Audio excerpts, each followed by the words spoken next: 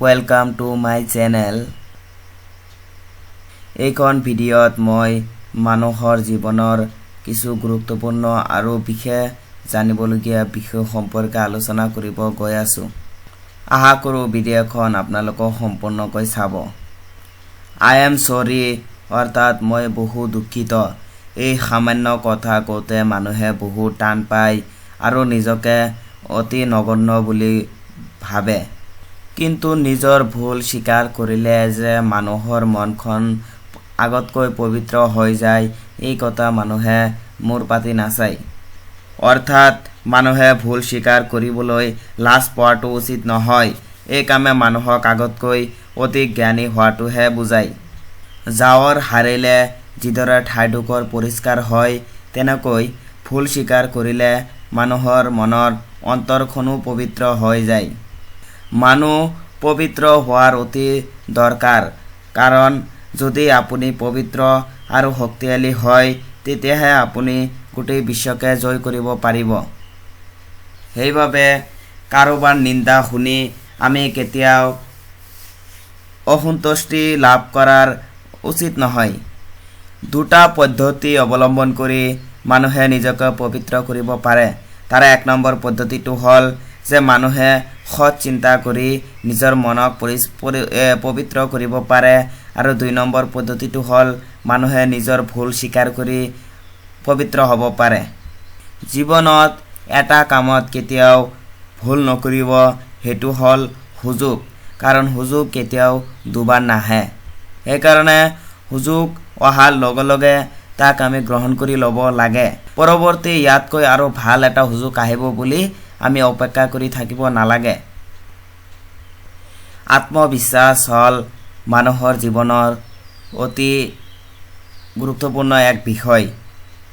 আত্মবিশ্বাস অবিহনে মানুহে কোনো কামতে সফল হ'ব নোৱাৰে, কাৰণ আন কোনো আপোনাক সহায় কৰিব নোৱাৰিব, নিজে নিজৰ সহায়ক হ'ব লাগিব।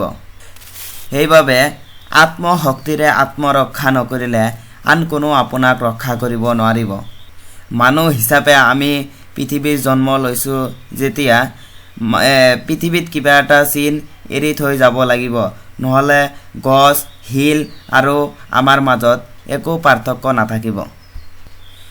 আপোনাৰ কাৰণে যি পছন্দনীয় আনৰ কাৰণেও পছন্দনীয় বুলি জানিব।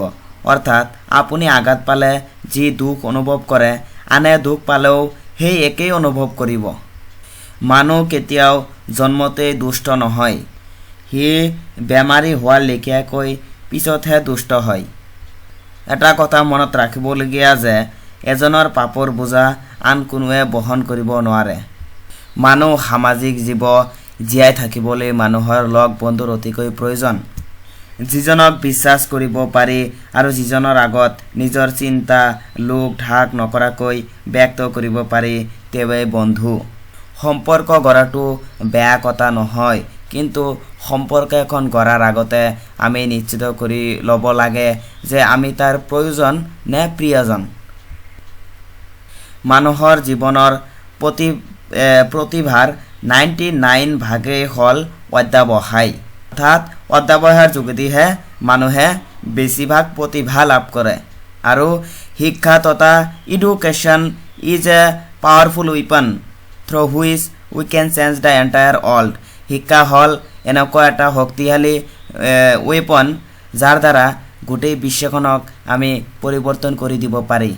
উই can not change our future, but we can change our habit, and habit can change our future. আমি আমাৰ ভৱিষ্যত কেতিয়াও পৰিৱৰ্তন কৰিব নোৱাৰি, কিন্তু আমি আমাৰ অভ্যাসখিনিক পৰিৱৰ্তন কৰিব পাৰি, আৰু এই অভ্যাসৰ পৰিৱৰ্তনে আমাৰ ভৱিষ্যতক পৰিৱৰ্তন কৰাই দিব।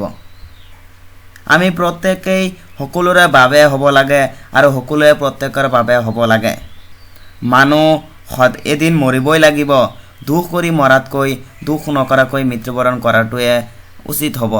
সেইকাৰণে জীৱনত বিভিন্ন কুকাম বেয়া কামবিলাক পৰা হাত সাৰি থাকিব লাগিব, কাৰণ আমাক ভাল মানুহ লাগে।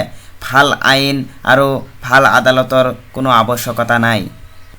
যিয়ে কিছু পৰিমাণে নহ'লেও আনৰ কথা নাভাবে তেওঁ জীয়াই থকাটো অৰ্থহীন, তাৰ জীয়াই থকাৰ কোনো অৰ্থ নাই। যিজনৰ নিজৰ ওপৰতে বিশ্বাস নাই অৰ্থাৎ আত্মবিশ্বাস নাই তেওঁ কোনো কামতে কেতিয়াও সফল হ'ব নোৱাৰে গতিকে প্ৰথমতে আমি সেলফ কনফিডেন্স আমাৰ ভিতৰত থাকিব লাগে বিধি নিয়ম হল যে দুখৰ পিছত সুখ অনিবাৰ্য গতিকে দুখত ভাগি পৰাজনে ভালদৰে চিন্তা কৰিব লাগে যে দুখৰ পাছত সুখ অহাটো নিশ্চিত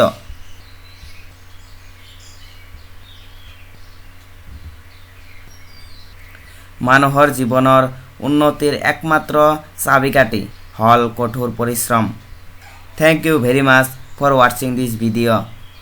Thank you once again.